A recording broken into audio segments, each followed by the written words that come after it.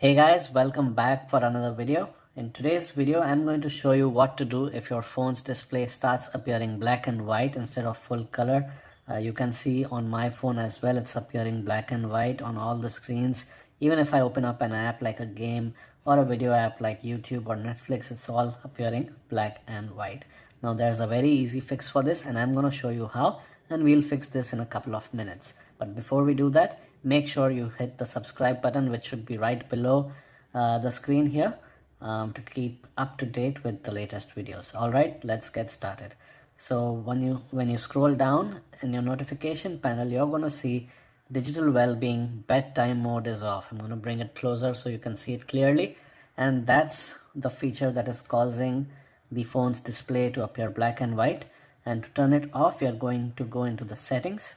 Within the settings, you're going to scroll down where you see digital well-being and parental controls. Now for different phones, this might be named slightly differently, but it's easy to find. Once you go into the digital well-being app, there are some very useful features that help reduce your screen time, and one of those is the bedtime mode, where you can set a schedule for bedtime when the phone's display dims itself to grayscale and you no longer see colors on your screen. This mode helps you to avoid your phone and start getting into that sleep mode so that you can sleep well.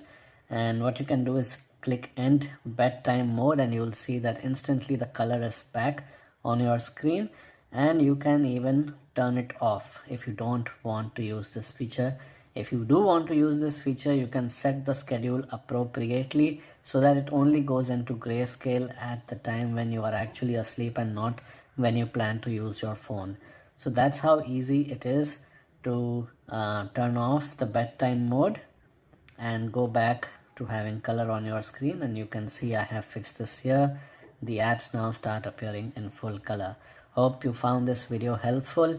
Do subscribe to the channel and do leave a like, and thank you for watching.